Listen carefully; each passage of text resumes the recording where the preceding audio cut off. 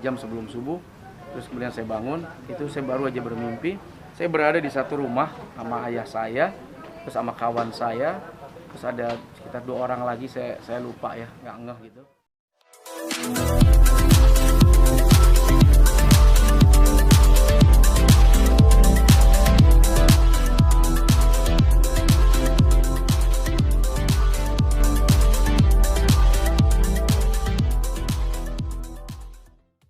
Iya, 40 hari almarhum orang tua. Ayah. Siapa nih? Ya, hari ini pas 40 hari ibu saya ya. Dan saya sekalian mau ziarah ke makam di Karawang. Dan alhamdulillah setelah santunan selesai, kemudian kita akan ziarah ya dalam rangka mengingat anak kepada orang tua dan mengingat jasa orang tua yang selama ini diberikan kepada anaknya, sehingga kita tidak melupakan ya kebaikan mereka yang selama ini hidup.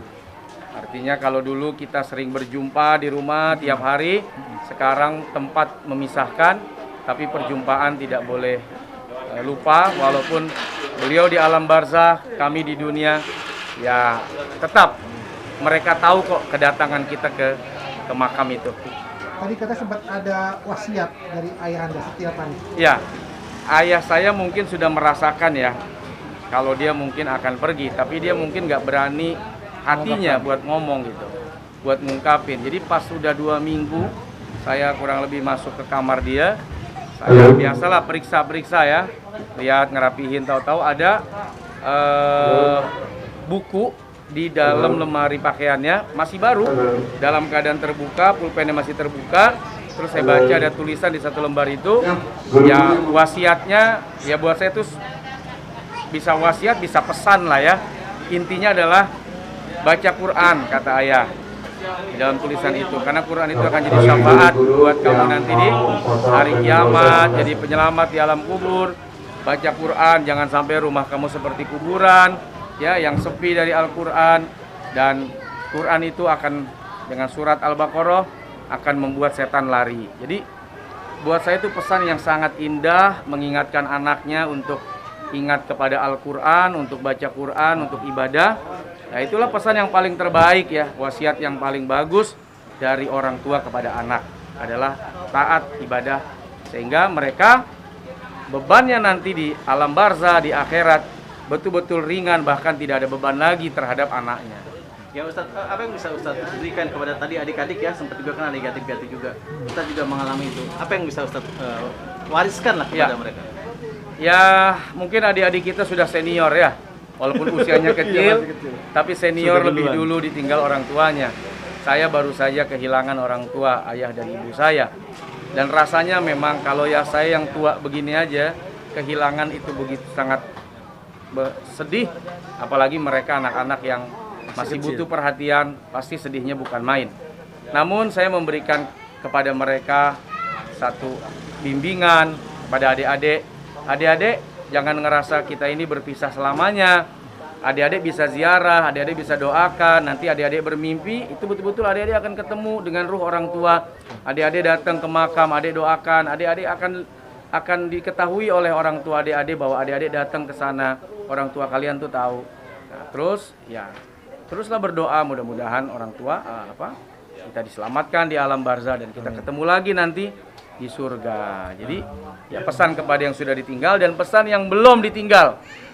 Baik-baik orang tua, ayo jangan galak-galak sama anak, dijaga anaknya. Belum tentu kita lama di dunia.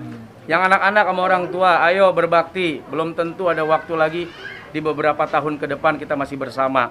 Ini kondisinya semuanya serba dadakan. Pagi masih hidup, siang udah nggak ada. Siang kita masih bersama, sore udah meninggal. Begitu cepat perjalanan kematian orang hari ini. Bilang dulu nggak, mimpin orang tua? Iya, semalam saya mimpi itu. Jadi tadi malam ya, Masya Allah, itu penantian yang lama saya tunggu itu setelah wafat. Saya tunggu, ya Allah, kapan saya bisa mimpi, ketemu dalam mimpi. Nah, tadi malam tuh saya bermimpi sebelum subuh. Jadi pas saya terbangun, dibangunin sama April, itu kalau nggak salah setengah jam sebelum subuh. Terus kemudian saya bangun, itu saya baru aja bermimpi.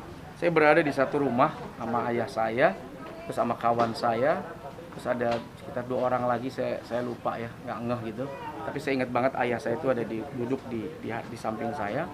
Terus kemudian dia cuma pesen, Cok, kamu jangan berpikir saya nih mati. Saya ini nggak mati, saya ini masih hidup. Saya masih hidup, kata saya. Kalau kamu mau apa-apa ya, kamu mau ngomong, mau ketemu, ya udah sampaikan saja gitu.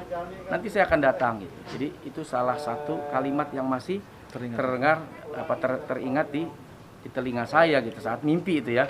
Jadi saya bangun, ya Allah alhamdulillah. Jadi benar-benar kayak gini ya, kayak ya kita kan memang nggak ngelihat ya ruhnya, jasadnya udah nggak ada gitu ya. Tapi keberadaannya jangan sampai dianggap tidak ada gitu. Dia ada gitu, dia tahu. Jadi kalau emang mau ngomong ya ngomong aja gitu. Mau kangen ya kangen aja gitu. Ya datang aja ke makam gitu misalnya, ya ngomong aja. Toh dia dengar kok. Hadisnya jelas gitu bahwa orang yang meninggal itu akan mengetahui siapa yang datang ke kuburnya. Selama hidup dia saling berkenalan. Maka saat udah mati pun juga yang hidup datang ke makam, yang meninggal ruh itu tahu siapa yang datang dan bisa mendengar apa yang kita sampaikan. Jangan lupa ya di subscribe dan nyalakan lonceng notifikasinya.